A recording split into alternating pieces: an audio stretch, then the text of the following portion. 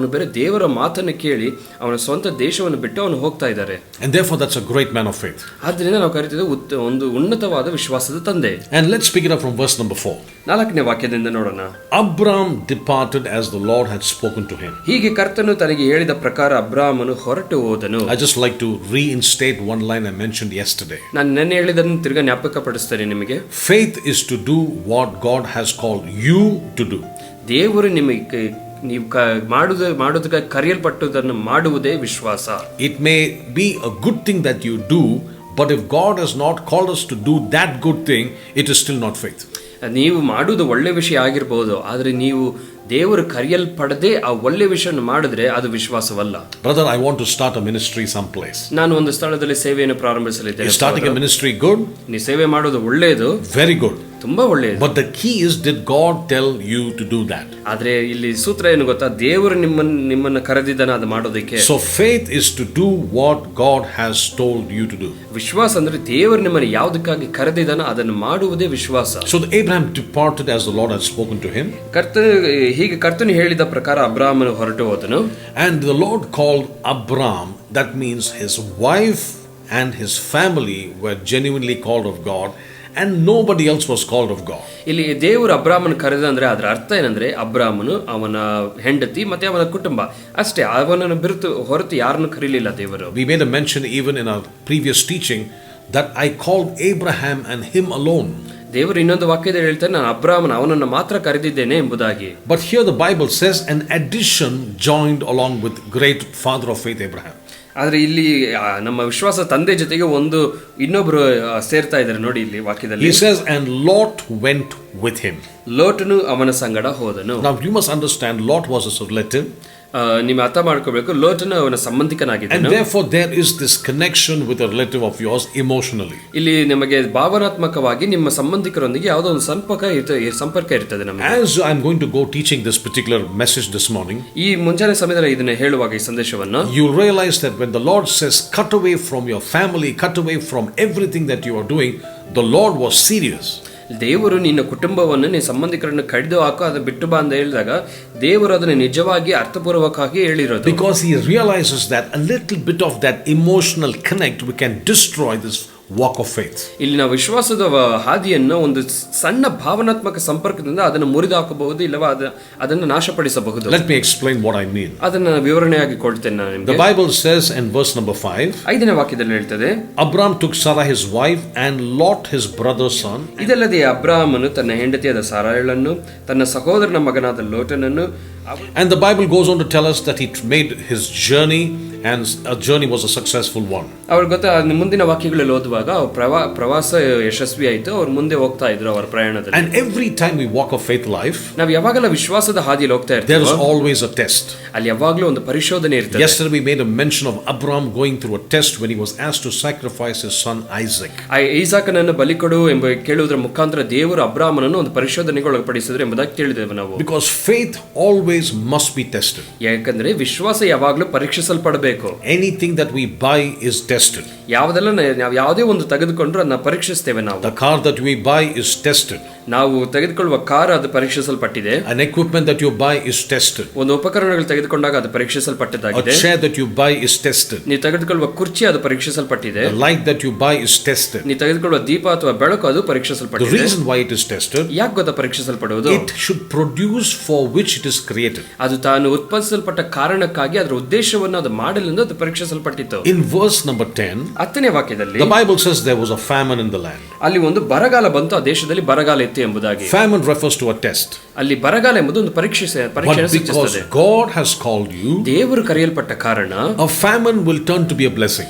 ಅಲ್ಲಿದ್ದ ಬರಗಾಲ ಕೂಡ ಆಶೀರ್ವಾದವಾಗಿ ಮಾರ್ಪಡುತ್ತದೆ. So I want to encourage every single one of you, ನಿಮ್ಮೆಲ್ಲರನ್ನು ನಾನು ಉತ್ತೇಜಿಸ್ತೇನೆ, as you are walking by faith. ನೀವು ವಿಶ್ವಾಸದಲ್ಲಿ ನಡೆಯುವಾಗ, yes, we go through some famine situations in life. ಹೌದು, ನಮ್ಮ ಜೀವಿತದಲ್ಲಿ ಬರಗಾಲ ಎಂಬ ಸನ್ನಿವೇಶದಲ್ಲಿ ನಾವು ಹೋಗ್ತೇವೆ. There are some storms that can come in our way. ನಮ್ಮ ಹಾದಿಯಲ್ಲಿ ಬಿರುಗಾಳಿ ಬರುತ್ತವೆ. But because God has called you, ದೇವರು ನಮ್ಮನ್ನು ಕರೆದ ಕಾರಣ, and because you are following the word of God, ದೇವರ ವಾಕ್ಯವನ್ನು ನೀವು ಹಿಂಬಾಲಿಸುವ ಕಾರಣ, that famine will become a blessing. ಆ ಬರಗಾಲವು ಆಶೀರ್ವಾದವಾಗಿ ಮಾರ್ಪಾಡಾಗುತ್ತದೆ. The apostle Paul echoed the same sentiment.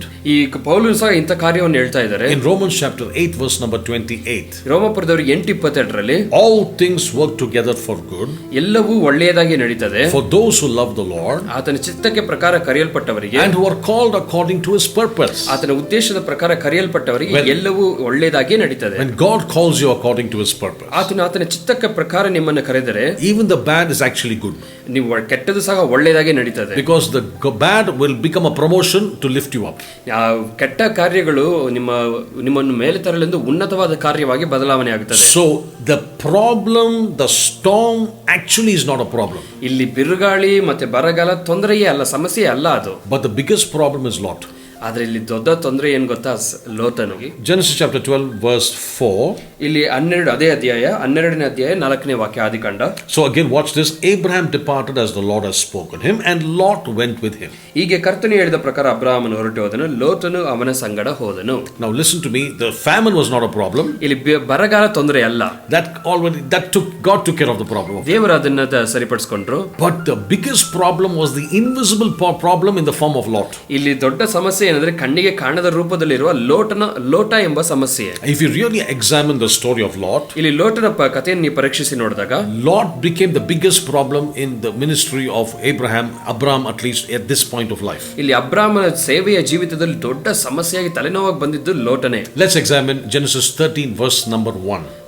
ಆದಿಕಾಂಡ 13ನೇ ಅಧ್ಯಾಯ 1ನೇ ವಾಕ್ಯಕ್ಕೆ ಹೋಗೋಣ. Then Abram went up from Egypt, he and his wife, and all that he had, and Lot with him to the south. ಆಗ ಅಬ್ರಾಮನು ತನ್ನ ಹೆಂಡತಿಯೊಂದಿಗೆ ತನಗೆ ಇದ್ದದ್ದನ್ನೆಲ್ಲ ತಕ್ಕೊಂಡು ಲೋಟನ ಸಹಿತವಾಗಿ ಐಗುಪ್ತವನ್ನು ಬಿಟ್ಟು ದಕ್ಷಿಣಕ್ಕೆ ಹೇರಿ ಹೋದನು. So with Lot, the Bible says in verse 2, he was rich in livestock and silver and in gold. ಇಲ್ಲಿ ಅಬ್ರಾಮನು ದನಗಳಿಂದಲೂ ಬೆಳ್ಳಿಯಿಂದಲೂ ಬಂಗಾರದಿಂದಲೂ ಬಹು ಧನವಂತನಾಗಿದ್ದನು. Read verse number 5. The land was not able to support, and they could not dwell together. ಆಗ ಅವರು ಒಂದಾಗಿ ವಾಸಿಸುವ ಹಾಗೆ ಸ್ಥಳವು ಸಾಲದೆ ಹೋಯಿತು, ಯಾಕೆಂದರೆ ಅವರು ಒಟ್ಟಿಗೆ ವಾಸಿಸಿದಷ್ಟು ಅವರಿಗೆ ಸಂಪತ್ತು ಬಹಳವಾಗಿತ್ತು. Now Abraham is a picture of faith. ಇಲ್ಲಿ ಅಬ್ರಾಮನು ವಿಶ್ವಾಸದ ಒಂದು ಚಿತ್ರಣವಾಗಿದ್ದಾನೆ. But when it comes to Lot, it's a picture of doubt. ಇಲ್ಲಿ ಆದ್ರೆ ಲೋಟನ ವಿಷಯದಲ್ಲಿ ನೋಡಿದಾಗ ಅದು ಸಂದೇಹದ ಚಿತ್ರಣವಾಗಿದೆ. Abraham is a picture of the spirit. ಇಲ್ಲಿ ಅಬ್ರಾಮನು ಆತ್ಮದ ಚಿತ್ರವಾಗಿದ್ದಾನೆ. But Lot is the spirit, is the picture of the flesh. ಇಲ್ಲಿ ಆದ್ರೆ ಲೋಟನು ದೇಹ ಮಾಂಸದ ಚಿತ್ರಣವಾಗಿದ್ದಾನೆ. Abraham is the picture of walking in spirituality. ಆತ್ಮಿಕದಲ್ಲಿ ನಡೆಯುವುದಕ್ಕೆ ಚಿತ್ರಣ ಅಬ್ರಹಾಮನು. But when it comes to Lot, it's a picture of walking carnally. ಇಲ್ಲಿ ಮಾಂಸಿಕವಾಗಿ ನಡೆಯುವುದಕ್ಕೆ ಚಿತ್ರಣ ಲೋಟನಾಗಿದ್ದಾನೆ. Let us see what happens. ಇಲ್ಲಿ ನೋಡೋಣ ಏನಾಯಿತು. The Bible says, now the land was not able to support them that they might dwell together. ಅವರು ಒಂದಾಗಿರಲಿಕ್ಕೆ ಅಲ್ಲಿದ್ದ ಭೂಮಿ ಕೂಡ ಅಲ್ಲಿ ಸಾಲದೆ ಹೋಯಿತು ಅವರಿಬ್ಬರು. Yes, the flesh and the spirit are always contrary to one another. ಹೌದು, ನಮಗೆ ಗೊತ್ತಿದೆ ಈ ಮಾಂಸ ಮತ್ತು ಆತ್ಮ ಯಾವಾಗಲೂ ಒಂದಕ್ಕೆ ಒಂದು ವಿರೋಧವಾಗಿ ಇರುತ್ತದೆ. The apostle Paul made it very clear. ಪೌಲನು ಸ್ಪಷ್ಟವಾಗಿ ಹೇಳ್ತಾರೆ, the spirit of life in Christ Jesus has set us free from the law of sin and death. ಇಲ್ಲಿ ಮರಣ ಮತ್ತು ದೇಹದ ಅಧಿಕಾರದಿಂದ ಅದರ ಶಾಸ್ತ್ರದಿಂದ ಯೇಸು ಕ್ರಿಸ್ತನು ನಮ್ಮನ್ನು ಬಿಡುಗಡೆ ಮಾಡಿದ್ದಾನೆ ಎಂಬುದಾಗಿ ವಾಕ್ಯ ಹೇಳ್ತದೆ. The apostle Paul says the carnal mind is at enmity with God. ಇಲ್ಲಿ ನಮಗೆ ಮಾಂಸಿಕ ಮನಸ್ಸು ದೇವರಿಗೆ ವಿರೋಧವಾದ ಕಾರ್ಯ ಎಂಬುದಾಗಿ ಹೇಳ್ತಾರೆ. Let's examine what I am saying now. ಇಲ್ಲಿ ಹೇಳುವುದನ್ನು ನಾನು ಪರೀಕ್ಷಿಸಿ ನೋಡೋಣ. The Bible says it is impossible to dwell with the spiritual man cannot dwell with the natural man, the carnal man. ಇದನ್ನ ನಿಜವಾದ ಅರ್ಥ ನೋಡುವುದಾದ್ರೆ ಇಲ್ಲಿ ಆತ್ಮಿಕ ಮನುಷ್ಯನು ಮಾಂಸಿಕ ಮನುಷ್ಯನೊಂದಿಗೆ ಒಂದೇ ಸ್ಥಳದಲ್ಲಿ ಇರಲು ಸಾಧ್ಯವಾಗುತ್ತಿಲ್ಲ. So if you want to walk in the spirit, want to walk by the spirit of faith, ನೀವು ಆತ್ಮಿಕ ಆತ್ಮದಲ್ಲಿ ಮತ್ತು ವಿಶ್ವಾಸದ ಆತ್ಮದಲ್ಲಿ ನಡೆಯಬೇಕಾದರೆ we need to discard everything which is of carnal nature, everything which is of the flesh. ಇಲ್ಲಿ ಮಾಂಸಿಕ ಸಂಬಂಧಪಟ್ಟ ಎಲ್ಲ ಕಾರ್ಯಗಳನ್ನು ಕಡಿದು ಬಿಸಾಕೋದು ಅತ್ಯವಶ್ಯಕವಾಗಿದೆ. A good example. ಉದಾಹರಣೆಗೆ, I am a believer in the Lord Jesus Christ. ನಾನು ಯೇಸು ಕ್ರಿಸ್ತನಲ್ಲಿ ವಿಶ್ವಾಸಿಸುತ್ತೇನೆ. But brother, I like to watch that television serial every day. ಆದ್ರೆ ನನಗೆ ಈ ವಿಶ್ವಾಸ ಇದ್ರೂ ಸಹ ನಾನು ನೈಟ್ ಎಲ್ಲ ಸೀರಿಯಲ್ ನೋಡಬೇಕು brother. Because I want to entertain myself after a long day. ಯಾಕಂದ್ರೆ ನಾನು ತುಂಬಾ ದಿನ ಎಲ್ಲ ಕೆಲಸ ಮಾಡ್ತೀನಿ, ಸಂಜೆ ಸಮಯದಲ್ಲಿ ನಂಗೆ ಮನರಂಜನೆ ಬೇಕು. Please note, I'm just giving you an example. ಒಂದು ಉದಾಹರಣೆ ಮಾತ್ರ ಇದು, ತಪ್ಪು ತಿಳ್ಕೊಬೇಡಿ. Yeah, and so if you're going to keep watching that program, ಆ ಸೀರಿಯಲ್ ನ ನೀವು ನೋಡ್ತಾ ಇದ್ರೆ that one point of that 1% of that influence can spoil the 99% of good. ಇಲ್ಲಿ ಆ ಒಂದು ಭಾಗದಷ್ಟು ಪ್ರಭಾವ ಸೀರಿಯಲ್ನಿಂದ ಬರುವ ಪ್ರಭಾವ ನಿಮ್ಮಲ್ಲಿರುವ 99% ಒಳ್ಳೆತನವನ್ನ ಸಾಯಿಸ್ತದೆ. Abram was a nice man. He left this whole Ur of the Chaldees and moved on. But only 1% of Lot was sticking with it. ಅಬ್ರಾಮ ತುಂಬಾ ಒಳ್ಳೆ ಮನುಷ್ಯನು. ಅವನು ತನ್ನ ಸ್ವಂತ ಜನರನ್ನು ಬಿಟ್ಟು ಎಲ್ಲರನ್ನು ಬಿಟ್ಟು ಹೊರಗಡೆ ಬಂದ. ಆದರೆ ಅವನಿಂದ ಒಂದೇ ಒಂದು ಭಾಗದಷ್ಟು ಕೆಟ್ಟ ಕಾರ್ಯ ಏನೆಂದರೆ ಲೋಟನು. Let's read verse 7. 7ನೇ ವಾಕ್ಯವನ್ನು ನೋಡೋಣ. And there was a strife between the herdsmen of Abram's livestock and the herdsmen of Lot's livestock. ಆಗ ಅಬ್ರಾಮನ ದನ ಕಾಯುವವರಿಗೂ ಲೋಟನ ದನ ಕಾಯುವವರಿಗೂ ಜಗಳವಾಯಿತು. A spiritual man cannot compromise with a man of the flesh. ಇಲ್ಲಿ ಆತ್ಮಿಕ ಮನುಷ್ಯನು ಮಾಂಸಿಕ ಮನುಷ್ಯನಿಗೆ ಯಾವಾಗಲೂ ಸಂಬಂಧದಲ್ಲಿ ಮತ್ತೆ ಅವರ ಒಪ್ಪಂದದಲ್ಲಿ ಇರಲು ಸಾಧ್ಯವೇ ಇಲ್ಲ. And the Bible says there was a great strife between both of them. ಅಲ್ಲಿ ಎಲ್ಲ ಜನಗಳಿಗೂ ಅಲ್ಲಿ ಜಗಳ ಉಂಟಾಯಿತು. So Abram said, ಅಬ್ರಾಮನ್ ಹೇಳ್ತಾರೆ, a spirit-led man, a man of faith says, ಆತ್ಮಿಕವಾದ ವಿಶ್ವಾಸದ ಮನುಷ್ಯನು ಹೇಳ್ತಾ ಇದ್ದಾನೆ, please let us separate our ways in peace. ನಾವು ಇಬ್ಬರು ದೂರ ಹೋಗೋಣ, ಸಮಾಧಾನದಿಂದ ಹೋಗೋಣ ಎಂಬುದಾಗಿ ಹೇಳ್ತಾರೆ. He says the whole land is in front of you. ನೀನು ನೋಡುವ ಎಲ್ಲ ಪ್ರದೇಶವು ನಿನ್ನ ಕಣ್ಣ ಮುಂದೆನೇ ಇದೆ. Whatever you want you can choose. ನೀನು ಏನು ನೋಡ್ತೀಯ, ನೀನು ಯಾವ್ದು ಬೇಕೋ ನೀನು ಅದನ್ನ ತೆಗೆದುಕೋ. Lot is a picture of the carnal nature. ಇಲ್ಲಿ ಲೋಟನು ಮಾಂಸದ ಗುಣಗಳನ್ನು ಸೂಚಿಸ್ತಾನೆ. What does a carnal man do? ಇಲ್ಲಿ ಮಾಂಸಿಕ ಮನುಷ್ಯನು ಏನು ಮಾಡ್ತಾನೆ? Carnal man decides his future and his action based on what he can see in the natural. ಇಲ್ಲಿ ನಮ್ಮ ಸ್ವಾಭಾವಿಕ ಪ್ರಪಂಚದಲ್ಲಿ ನಾವು ಏನು ನೋಡ್ತೇವೋ, ಏನನ್ನು ನಾವು ಗ್ರಹಿಸುತ್ತೇವೋ ಅದರ ಮುಖಾಂತರ ನಾವು ಭವಿಷ್ಯವನ್ನು ನಿರ್ಧರಿಸುವುದೇ ಮಾಂಸಿಕ ಮನುಷ್ಯನ ಕೆಲಸ. But a spiritual man is not bothered about what he can see. He is bothered about what is unseen. ಇಲ್ಲಿ ಆದ್ರೆ ಆತ್ಮಿಕ ಮನುಷ್ಯನು ತನ್ನ ನೋಡುವುದರ ಕುರಿತಾಗಿ ತಲೆ ಕೆಡಿಸ್ಕೋದಿಲ್ಲ, ಅದನ್ನ ನೋಡದೇ ಇರುವ ಕಾರ್ಯಗಳನ್ನು ಕುರಿತಾಗ ಅವನು ಹೆಚ್ಚಿನ ಗಮನ ಕೊಡ್ತಾನೆ. A spiritual man walks by what God said. A natural man walks by what he feels. ಅಲ್ಲಿ ಆತ್ಮಿಕ ಮನುಷ್ಯನು ದೇವರು ಹೇಳೋದ್ರ ಮೇಲೆ ನಡೀತಾನೆ, ಆದ್ರೆ ಮಾಂಸಿಕ ಮನುಷ್ಯನು ತನ್ನ ಅನುಭವದ ಮೇಲೆ ಅವನು ನಡೀತಾನೆ. Verse number 10. 10ನೇ ವಾಕ್ಯ. Lot lifted up his eyes and he saw all the plain of Jordan. ಲೋಟನು ತನ್ನ ಕಣ್ಣುಗಳನ್ನು ಎತ್ತಿ ಯೋರ್ದಾನಿನ ಮೈದಾನವನ್ನೆಲ್ಲ ನೋಡಿದನು. That it was very well watered. ಯಾಕಂದ್ರೆ ಅಲ್ಲಿ ಇದೆಲ್ಲ ನೀರಿನ ತೋಟಗಳು ಕರ್ತನ ತೋಟದಂತೆ ಇತ್ತು. ಅದು The Bible says he chose based on what he saw. ಸತ್ಯವೇದ ಹೇಳ್ತದೆ, ಅವನು ನೋಡಿದ ಪ್ರಕಾರ, ನೋಡಿದ ಮೇರೆಗೆ ಅವನು ಅದನ್ನ ಆಯ್ಕೆ ಮಾಡಿಕೊಂಡನು. Picture of a carnal man. ಇದು ಮಾಂಸಿಕ ಮನುಷ್ಯನನ್ನ ಸೂಚಿಸುತ್ತದೆ. Are we carnal or are we spiritual? ನಾವು ಆತ್ಮಿಕ ಮನುಷ್ಯರು ಇಲ್ಲ ಮಾಂಸಿಕ ಮನುಷ್ಯರಾಗಿದ್ದೇವೆ. We are spiritual beings. ನಾವು ಆತ್ಮಿಕ ಮನುಷ್ಯರಾಗಿದ್ದೇವೆ. But if you are not going to be careful, ಆದ್ರೆ ನೀವು ಎಚ್ಚರಿಕೆಯಾಗಿಲ್ಲ ಅಂದ್ರೆ the carnal man will begin to operate and dictate terms to the spiritual man. ಈ ಮಾಂಸಿಕ ಮನುಷ್ಯನು ಅವನು ಬಲಗೊಂಡು ಆತ್ಮಿಕ ಮನುಷ್ಯನ ನಡೆಸಲು ಪ್ರಾರಂಭಿಸುತ್ತಾನೆ. We are to be walking only in the spirit. ನಾವು ಯಾವಾಗಲೂ ಆತ್ಮದಲ್ಲೇ ನಡೆಯಬೇಕು. What is walking in the spirit? ಆತ್ಮದಲ್ಲಿ ನಡೆಯೋದಂದ್ರೆ ಏನು? Is to listen to the voice of God and act based on the instruction of the Holy Spirit. ಇಲ್ಲಿ ಆ ದೇವರ ಮಾತುಗಳನ್ನು ಕೇಳಿ ಪರಿಶುದ್ಧಾತ್ಮನು ಕೊಡುವ ನಿಯಮಗಳನ್ನು ಕಟ್ಟಳೆಗಳನ್ನು ಕೈಗೊಂಡು ನಡೆಯುವುದೇ ಆತ್ಮಿಕ ಮನುಷ್ಯನ ಕೆಲಸ. But the carnal man cannot see the future. ಆದ್ರೆ ಮಾಂಸಿಕ ಮನುಷ್ಯನು ಭವಿಷ್ಯ ನೋಡಲು ಸಾಧ್ಯವಿಲ್ಲ. But the spiritual man can see ahead of everything to see where we are going tomorrow. ಆದ್ರೆ ಆತ್ಮಿಕ ಮನುಷ್ಯನು ನಾವು ಎಲ್ಲಿ ಹೋಗುತ್ತೇವೆ ಎಂಬುದಾಗಿ ಎಲ್ಲವನ್ನು ಹಾದಿ ನೋಡಲು ಅವನಿಗೆ ಎಲ್ಲ ಬಲವೂ ಶಕ್ತಿಯೂ ಇದೆ. But Lot did not know ಆದ್ರೆ ಲೋಟನಿಗೆ ಇದು ಗೊತ್ತಿರಲಿಲ್ಲ that the place he's choosing is a place called Sodom and Gomorrah. ಇವನು ಆಯ್ಕೆ ಮಾಡಿಕೊಂಡ ಸ್ಥಳದ ಹೆಸರು ಸೋದೋಮ್ ಮತ್ತೆ Gomorrah. And the Lord destroyed that place a couple of years later. ಆದ್ರೆ 2 ವರ್ಷಗಳ ನಂತರ ದೇವರು ಅದೇ ಪಟ್ಟಣವನ್ನ ಅಗ್ನಿಗಂಧಕಗಳಿಂದ ನಾಶ ಮಾಡಿದರು. Verse 11 says, 11ನೇ ವಾಕ್ಯ. Then Lot chose for himself all the plain of Jordan, and Lot journeyed east, and they separated from each other. ತರುವಾಯ ಲೋಟನು ಯೋರ್ದನಿನ ಮೈದಾನವನ್ನೆಲ್ಲ ತನಗಾಗಿ ಆರಿಸಿಕೊಂಡನು. ಹೀಗೆ ಲೋಟನು ಮೂಡಣಕ್ಕೆ ಹೊರಟು ಹೋದುದರಿಂದ ಅವರು ಒಬ್ಬರಿಂದೊಬ್ಬರು ಪ್ರತ್ಯೇಕಿಸಲ್ಪಟ್ಟರು. Verse 13. 13ನೇ ವಾಕ್ಯ. But the men of Sodom were exceedingly wicked and sinful against the Lord. ಆದ್ರೆ ಅವನು ಹೋದ ಪ್ರದೇಶದಲ್ಲಿ ಹೆಂಗಿತ್ತು ಗೊತ್ತಾ? ಸೋದೋಮಿನ ಮನುಷ್ಯರು ದುಷ್ಟರು, ಕರ್ತನ ದೃಷ್ಟಿಯಲ್ಲಿ ಬಹು ಪಾಪಿಷ್ಠರು ಆಗಿದ್ದರು. Now listen, a carnal man does not know the future. He walks by his senses and he pitches his tent literally in the middle of sin. ಇಲ್ಲಿ ಮಾಂಸಿಕ ಮನುಷ್ಯನು ತಾನು ಭವಿಷ್ಯ ನೋಡೋದು ಸಾಧ್ಯವಿಲ್ಲ. ಅವನು ಅದರ ಪ್ರಕಾರ ಏನಾಯ್ತು ಅಂದ್ರೆ ಅವನು ಎಲ್ಲಿ ಸ್ಥಳವನ್ನು ಆಯ್ಕೆ ಮಾಡಿಕೊಂಡ್ರೆ ದುಷ್ಟರು ಮತ್ತೆ ಪಾಪಿಷ್ಠರು ಇರುವ ಸ್ಥಳದಲ್ಲಿ ಅವನು ತನ್ನ ಗುಡಾರವನ್ನು ಹಾಕಿಕೊಳ್ತಾ ಇದ್ದಾನೆ. Today let me talk into your life. ನಿಮ್ಮ ಜೀವಿತದಲ್ಲಿ ನಾವು ಮಾತಾಡ್ತೇವೆ. If we want to walk by faith, ನಾವು ವಿಶ್ವಾಸದಲ್ಲಿ ನಡಿಬೇಕಾದ್ರೆ a little bit of carnal nature can destroy that faith. ನಿಮ್ಮಲ್ಲಿರುವ ಮಾಂಸವೆಂಬ ಗುಣಗಳು ನಿಮ್ಮ ಆತ್ಮಿಕ ಕಾರ್ಯಗಳನ್ನು ನಾಶ ಮಾಡಲು ಸಾಧ್ಯ. I'm sure you have experienced a puncture in your tire. Just a small nail can destroy your whole of your journey. ನಿಮ್ಮ ವಾಹನದಲ್ಲಿ ಪಂಚರ್ ಆಗಿರಬಹುದು ಕೆಲವೊಂದು ಬಾರಿ. ಒಂದು ಚಿಕ್ಕ ಮೊಳೆ, ಚಿಕ್ಕ ಸೂಜಿ ಅದು ನಿಮ್ಮ ವಾಹನವನ್ನೆಲ್ಲ ನಾಶಪಡಿಸುತ್ತದೆ.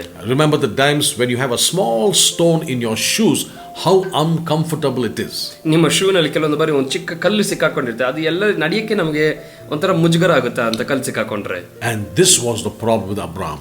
ಇದೇ ಅಬ್ರಾಮನಿಗಿದ್ದ ತೊಂದರೆ. And he was looking at the Lord and said, Lord, you call me, but I don't hear your voice all these years. ಇಲ್ಲಿ ದೇವರು ಹೇಳ್ತಾರೆ, ದೇವರೇ ನಿನ್ನ ಕರೆದಿದೆಯಲ್ಲ, ಇಷ್ಟು ವರ್ಷ ಆದ್ರೂ ನಿನ್ನ ಶಬ್ದವನ್ನು ಕೇಳಿಸಿಕೊಳ್ಳಲು ನನಗೆ ಸಾಧ್ಯವಾಗುತ್ತಿಲ್ಲ ಎಂದು ಪ್ರಾರ್ಥನೆ ಮಾಡ್ತಾನೆ. I'm sure he must have asked the Lord, why aren't you speaking to me? ಅವನು ಕೇಳಿರಬಹುದು, ದೇವರೇ ಯಾಕೆ ನನ್ನ ಹತ್ರ ಮಾತಾಡ್ತಿಲ್ಲ ನೀನು? Many years has passed. ಎಷ್ಟೋ ವರ್ಷಗಳು ಕಳೆದೋಯ್ತು. I'm already following your footsteps. ನಾನು ಆಗ್ಲೇ ನೀನು ಹೇಳಿದ ಮಾತನ್ನ ನಾನು ಕೇಳ್ತಾ ಇದ್ದೇನೆ. Why aren't you giving me direction? ಯಾಕೆ ನೀನು ನನಗೆ ಹಾದಿ ತೋರಿಸ್ತಾ ಇಲ್ಲ ದೇವರೇ? The answer is this. ಆ ಉತ್ತರ ಏನು ಗೊತ್ತಾ? If you're asking the Lord, why aren't you speaking to me? ನೀವು ದೇವರ ಹತ್ರ ಕೇಳ್ತಾ ಇರಬಹುದು, ಯಾಕೆ ನನ್ನ ಹತ್ರ ಮಾತಾಡ್ತಿಲ್ಲ ನೀವು? It is because Lot, the carnal man, can come and destroy everything that you built in the spirit. ನೀವು ಆತ್ಮದಲ್ಲಿ ಕಟ್ಟಿದ ಎಲ್ಲವನ್ನು ಲೋಟನು ಎಂಬ ಮಾನಸಿಕ ಮನುಷ್ಯನು ಬಂದು ನಾಶ ಮಾಡಲು ಸಾಧ್ಯ. So what is the way out?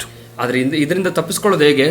Cut away Lot from your life. ನಿಮ್ಮ ಜೀವಿತದಲ್ಲಿರುವ ಲೋಟನ ಕಾರ್ಯಗಳನ್ನು ಕಡಿದು ಬಿಸಾಕಿ. I remember the time when I came to the Lord. ನಾನು ದೇವರಲ್ಲಿ ಬಂದ ಕ್ಷಣ ನನಗೆ ಜ್ಞಾಪಕ ಇದೆ. And I had to cut away many friends who I thought was not in line of my belief system. ನನ್ನ ವಿಶ್ವಾಸದ ಹಾದಿಯಲ್ಲಿ ಇಲ್ಲದ ಅನೇಕ ಸ್ನೇಹಿತರನ್ನು ಕಡಿದು ಹಾಕುವ ಅವಶ್ಯಕತೆ ನನಗಿತ್ತು. ನಾನು ಅದನ್ನ ಮಾಡಿದೆ. I am a very strong believer to go into the world and preach the gospel to the sinners. I know that. ನನಗೆ ಗೊತ್ತು, ನಾನು ಎಷ್ಟು ಬಲವಾಗಿದೆ ಅಂದ್ರೆ ನಾನು ಪ್ರಪಂಚದಲ್ಲಿ ಪಾಪಿಗಳಿಗೆ ಮತ್ತೆ ಗೊತ್ತಿಲ್ಲದ ಜನರಿಗೆ ಸುವಾರ್ತೆ ಹೇಳೋದಕ್ಕೆ ನಾನು ನಿರ್ಧಾರ ಮಾಡಿದ್ದೆ. But I'm talking to somebody who can come and destroy your life. ಆದ್ರೆ ನಾನು ಮಾತಾಡೋದು ಯಾರ ಬಗ್ಗೆ ಗೊತ್ತಾ? ನಿಮ್ಮ ಜೀವಿತ ನಾಶಪಡಿಸಲು ಬಲವುಳ್ಳ ಜನರ ಬಗ್ಗೆ ಮಾತಾಡ್ತಾ ಇದ್ದೇನೆ. So actually when you're saying, God, do something, I want to hear your voice. ನೀವು ಈ ದೇವರ ಹತ್ರ ಕೇಳ್ತಾ, ದೇವರೇ ಏನಾದರೂ ಮಾಡಿ ನನ್ನ ಧ್ವನಿ ಕೇಳುವಾಗೆ ನನಗೆ ಮಾಡಿ ಎಂಬುದಾಗಿ ಕೇಳಿದಾಗ, the Lord is looking at you and saying, you have entertained a lot who I never permitted you to entertain. ದೇವರು ಹೇಳ್ತಾರೆ, ನಿನ್ನ ನೋಡಿ ಹೇಳ್ತಾರೆ, ನೀನು ನಾನು ಅನುಮತಿ ಕೊಡದ ಲೋಟನನ್ನ ನಿನ್ನ ಜೀವಿತದಲ್ಲಿ ಇಟ್ಕೊಂಡಿದ್ಯಪ್ಪ, ಅದಕ್ಕೆ ಮಾತಾಡಕ್ಕಾಗ್ತಿಲ್ಲ ನನಗೆ. I gave you an instruction. ನಾನು ನಿನಗೆ ಒಂದು ನಿಬಂಧನೆಯನ್ನು ಕೊಟ್ಟೆ. But you have actually overstepped my instruction and brought somebody who I didn't want you to bring. ನೀನು ತರಬಾರದು ನಾನು ಅನ್ಕೊಂಡಿದ್ದ ಮನುಷ್ಯನನ್ನ ನೀನು ನನ್ನ ಮಾತಿಗೆ ಮೀರಿ ಅವನ ನಿನ್ನ ಜೀವಿತದಲ್ಲಿ ಇಟ್ಕೊಂಡಿದ್ಯಾ? What is the way out? ಅದರಿಂದ ಹೊರಗಡೆ ಬರೋದು ಹೇಗೆ? Lot has to leave. ಲೋಟನು ಅಲ್ಲಿಂದ ದೂರ ಹೋಗ್ಬೇಕಷ್ಟೇ. So the time Abraham or Abram said to Lot, Lot, leave from here, you go wherever you want to go. And but the Bible says when Lot left, ಇಲ್ಲಿ ಸತ್ಯವೇದ ಹೇಳ್ತದೆ, ಅಬ್ರಾಮನು ನೀನು ಎಲ್ಲೋಗ್ತೀಯ ಹೋಗಪ್ಪ ಅಂತ ಹೇಳಿದಾಗ ಅವರಿಬ್ರು ಪ್ರತ್ಯೇಕಿಸಲ್ಪಟ್ಟಾಗ something amazing happened. ಇಲ್ಲಿ ಅದ್ಭುತವಾದ ಕಾರ್ಯ ನಡೀತದೆ. ಅದರ ಮೇಲೆ Verse number 14. 14ನೇ ವಾಕ್ಯ ನೋಡಿ. And the Lord said to Abram. ಲೋಟನು ಅಬ್ರಾಮನಿಂದ ಅಗಲಿದ ಮೇಲೆ ಕರ್ತನು ಅವನಿಗೆ. And the Lord said to Abram. ಕರ್ತನು ಅವನಿಗೆ. When did he say that? ಯಾವಾಗ ಹೇಳಿದ್ರು? After Lot has separated from him. ಅಬ್ರಾಮನು ಅವನು ದೂರ ಹೋದ್ಮೇಲೆ ಹೇಳಿದ ದೇವರು. So the Lord is waiting for Lot to leave our life. ದೇವರು ಲೋಟನು ನಿಮ್ಮ ಜೀವಿತದಲ್ಲಿ ಲೋಟನು ಬಿಟ್ಟು ಹೋಗುವಾಗೆ ಆತನು ಕಾಯ್ತಾ ಇದ್ದಾರೆ. He is waiting for you to get Lot out.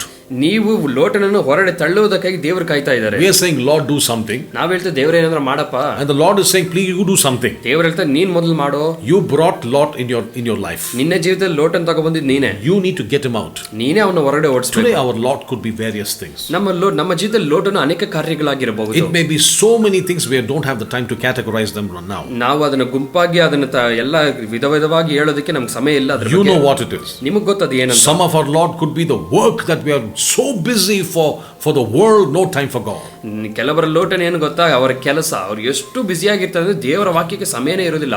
ಅದೇ ಅವರ ಜೀವಿತದಲ್ಲಿ ಲೋಟನ. And if you don't have time for God, how can God do anything with your life? ದೇವರಿಗೆ ಸಮಯ ಕೊಡಲಿಕ್ಕಾಗಲಿಲ್ಲ ಅಂದ್ರೆ ದೇವರು ನಿಮ್ಮ ಜೀವಿತದಲ್ಲಿ ಕಾರ್ಯ ಮಾಡಲು ಹೇಗೆ ಸಾಧ್ಯ? For us, some of our Lord may be our jobs that we are holding and our positions that we are holding. ನಮ್ಮ ಕೆಲವರ ಜೀವಿತದಲ್ಲಿ ಲೋಟನ ಯಾರಂದ್ರೆ ನಮ್ಮ ಆಸ್ತಿಗಳು, ನಮ್ಮ ಕೆಲಸಗಳು, ನಮ್ಮ ಉದ್ಯೋಗಗಳಾಗಿದೆ. For some of us ministers, ಕೆಲವರಿಗೆ ಸೇವಕರು, our Lord can become our ministry. ಕೆಲ ಸೇವಕರಿಗೆ ಅವರ ಲೋಟನ ಅವರ ಸೇವೆಯೇ ಆಗಿಬಿಡುತ್ತದೆ. Because we are running so much in serving the Lord, we forgot the Lord who called us into service. ನಾವು ಎಷ್ಟು ದೇವರ ಸೇವೆಯಲ್ಲಿ ಮಗ್ನರಾಗಿರ್ತೀವಿ ಅಂದ್ರೆ ದೇವರನ್ನೇ ನಾವು ಮರೆತು ಬಿಡ್ತೇವೆ ನಾವು. And the Lord says, can I talk to you, son? ದೇವರು ಹೇಳ್ತಾರೆ, ಮಗನೇ ನಿನ್ನ ಹತ್ರ ಮಾತಾಡಬಹುದಾ? We tell the Lord, excuse me Lord, I've got to preach. ನಾನು ಹೇಳ್ತೇನೆ, ದೇವರೇ ನಂಗೆ ಸಮಯ ಇಲ್ಲ, ನಾನು ಅಲ್ಲಿ ಪ್ರಸಂಗ ಮಾಡಬೇಕಪ್ಪ. So you know what I'm talking about. ನಿಮಗೆ ಗೊತ್ತು ನಾನು ಏನು ಮಾತಾಡ್ತೀನಿ. Verse 14 one more time. 14ನೇ ವಾಕ್ಯ ಒಂದು. And the Lord spoke and said to Abram.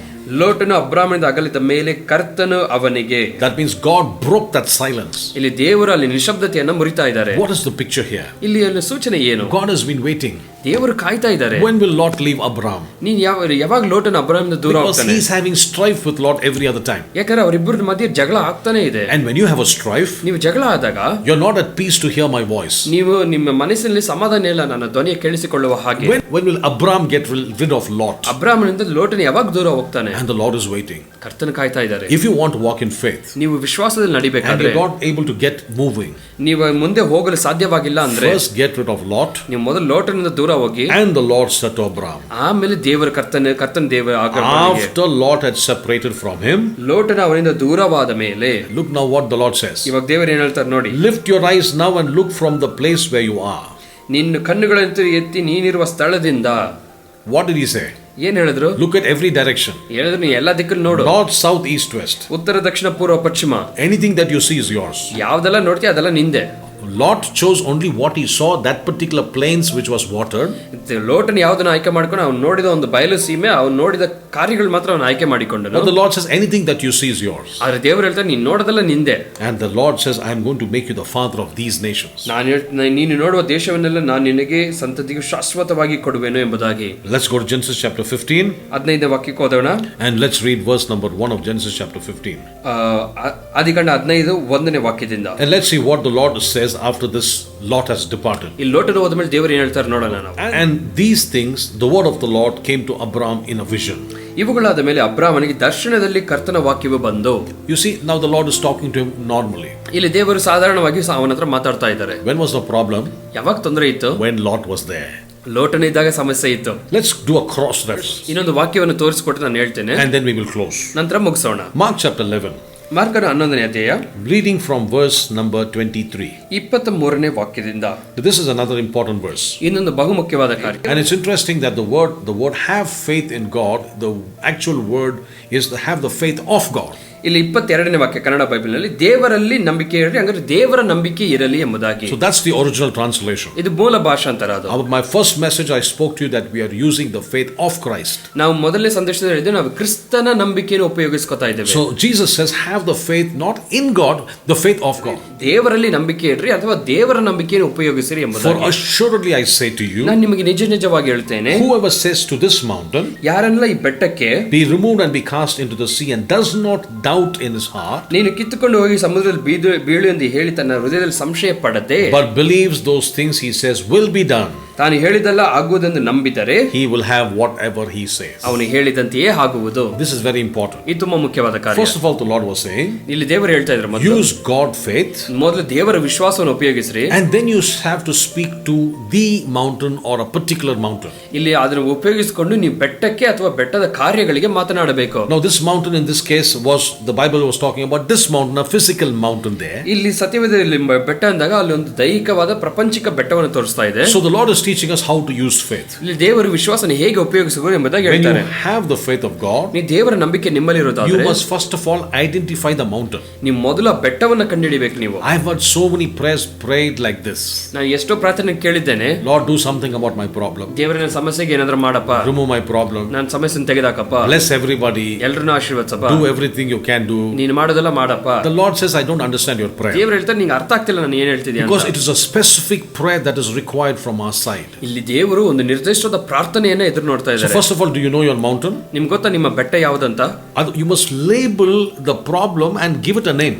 ನೀವು ಒಂದು ಆ ತೊಂದರೆ ಅದನ್ನ ಕಂಡಿಡಿದು ಅದಕ್ಕೊಂದು ಹೆಸರು ಕೊಡಬೇಕು ನೀವು. For example, if there's a financial problem, ಒಂದು ಆರ್ಥಿಕ ತೊಂದರೆ ಅನ್ಕೊಳ್ಳಿ, you need to speak to the mountain of the financial problem. ನೀವು ಆರ್ಥಿಕದ ತೊಂದರೆ ಎಂಬ ಬೆಟ್ಟಕ್ಕೆ ಮಾತನಾಡಬೇಕು. If there's a sickness in the body, ನಿಮ್ಮ ಅನಾರೋಗ್ಯ ತೊಂದರೆ ಇದ್ರೆ, use that name of the sickness and say in the name of Jesus I curse that cancer. ಆ ಅನಾರೋಗ್ಯವನ್ನು ಹೆಸರಿಸಿ ಆ ರೋಗದ ಹೆಸರನ್ನು ಹೇಳಿ ಅದನ್ನ ಶಪಿಸ್ರಿ ನೀವು. You need to talk to the mountain. ನೀವು ಬೆಟ್ಟವನ್ನು ನೋಡಿ ಮಾತನಾಡಬೇಕು. This is very important. ಇದು ಬಹು ಮುಖ್ಯವಾಗಿದೆ. Because many of us talk to God about the mountain. ನಾವು ದೇವರ ಹತ್ರ ತೊಂದರೆ ಬಗ್ಗೆ ಮಾತಾಡ್ತೇವೆ. But the Lord says talk to the mountain about God. ಆದ್ರೆ ದೇವರ ಹತ್ರ ತೊಂದರೆ ಹತ್ರ ನನ್ನ ಬಗ್ಗೆ ಮಾತನಾಡು ನೀನು. So you speak to the mountain in the name of Jesus. ನೀನು ಬೆಟ್ಟವನ್ನು ನೋಡಿ ಯೇಸುವಿನ ನಾಮದಲ್ಲಿ ಮಾತನಾಡಿ. Get out from my life. ನೀನು ನನ್ನ ಜೀವಿತವನ್ನು ಬಿಟ್ಟು ಹೋಗು. Sickness leave my body. ಅನಾರೋಗ್ಯ ನನ್ನ ದೇಹವನ್ನು ಬಿಟ್ಟು ಹೋಗು. I remember one uncle of mine, he had a heart attack. ನನ್ನ ಅಂಕಲ್ ಒಬ್ರು ಇದ್ರು, ಅವರಿಗೆ ಹೃದಯಾಘಾತ ಆಯಿತು. And his tongue was out, his eyes were going up. ಅವರ ನಾಲಿಗೆ ಹೊರಗೆ ಬಂದು ಕಣ್ಣೆಲ್ಲ ಮೇಲೆ ಹೋಗ್ತಾ ಇತ್ತು. I said in the name of Jesus Christ, ನಾನು ಹೇಳಿದೆ ಯೇಸುವಿನ ನಾಮದಲ್ಲಿ, I command that heart to work normally. ನಾನು ಹೇಳಿದೆ ಹೃದಯ ಕೆಲಸ ಮಾಡಿ ಯೇಸುವಿನ ನಾಮದಲ್ಲಿ. You cannot stop like this. ನೀನು ಈಗ ನಿಲ್ಲಲು ಸಾಧ್ಯವೇ ಇಲ್ಲ. I could have prayed, Lord, have mercy and do something. ನಾನು ಪ್ರಾರ್ಥನೆ ಮಾಡಿ ದೇವರೇ ದಯ ತೋರಿಸು ದೇವರೇ ಅಂತ ಪ್ರಾರ್ಥನೆ ಮಾಡಿ. I know you're a very compassionate God. ನಾನು ನಿನ್ನ ಕೃಪೆ ದಯೆ ಉಳ್ಳ ದೇವರು ನೀನು. Can you please do something? ನೀನು ಏನಾದರೂ ಮಾಡ್ತೀಯಾ ದೇವರೇ? No, the Lord says you must speak to your mountain. ದೇವರು ಹೇಳ್ತಾರೆ ನಿನ್ನ ಬೆಟ್ಟಕ್ಕೆ ನೀನೇ ಮಾತಾಡಬೇಕು. That mountain is that heart attack right then happening in front of my eyes. ಅಲ್ಲಿರೋ ಬೆಟ್ಟ ಯಾವುದು ಗೊತ್ತಾ? ಅಲ್ಲಿ ಹೃದಯಾಘಾತ ನಿನ್ನ ಕಣ್ಣು ಮುಂದೆ ಇದೆ. So based on Mark 11:23, ಇಲ್ಲಿ ಮಾರ್ಕನ 11:23 ಪ್ರಕಾರ I looked at that problem. ನಾನು ಆ ಸಮಸ್ಯೆಯನ್ನು I said, in the name of Jesus, heart work normally. ಅಯ್ಯೋ ಯೇಸು ನಾಮದಲ್ಲಿ ಆ ಹೃದಯ ಸರಿಯಾಗಿ ಕೆಲಸ ಮಾಡು ಅಂತ ಹೇಳಿದೆ ನಾನು. Of course, later he went to the hospital and he's well, he's alive, he's 8 years plus. Praise the Lord. ದೇವರಿಗೆ ಸ್ತೋತ್ರ. ಅದಾದ ನಂತರ ಅವರು ಆಸ್ಪತ್ರೆಗೆ ಕರ್ಕೊಂಡು ಹೋದ್ರು. ಇವಾಗ ಚೆನ್ನಾಗಿದ್ದಾರೆ. ಅವರು 80 ವರ್ಷ ದಾಟಿದ್ದಾರೆ. ದೇವರಿಗೆ ಸ್ತೋತ್ರ. And so you must understand to speak to your mountain. ನೀವು ಅರ್ಥ ಮಾಡಿಕೊಳ್ಳಬೇಕು, ಬೆಟ್ಟಕ್ಕೆ ನೀವೇ ಮಾತನಾಡಬೇಕು. And number 2, you must also give the destination. ನೀವು ಅದರ ಗುರಿಯನ್ನು ಅಥವಾ ತಲುಪುವ ಸ್ಥಳವನ್ನು ನೀವೇ ಹೇಳಬೇಕು. Jesus tell this mountain be removed and be cast into the sea. ದೇವರ ಬೆಟ್ಟ ಎಲ್ಲಿ ಹೋಗ್ಬೇಕಂತ ಹೇಳ್ತಾರೆ. ಅದು ಸಮುದ್ರದಲ್ಲಿ ಕಿತ್ಕೊಂಡು ಹೋಗಿ ಬೀಳ್ಬೇಕಂತ ದೇವರು ಹೇಳ್ತಾರೆ. Ask the sickness to leave and get out in the name of Jesus. Go and fall anywhere else but not on this body. ನೀವು ಹೇಳಬೇಕು, ನೀನು ಅನಾರೋಗ್ಯನ ಇಲ್ಲಿಂದ ಹೊರಟು ಎಲ್ಲಿ ಬೇಕಾದ್ರೂ ಹೋಗೋ, ಆದ್ರೆ ಇಲ್ಲಿ ಮಾತ್ರ ವಾಪಸ್ ಬರಬೇಡ ಅಂತ ಹೇಳ್ಬೇಕು ನೀವು.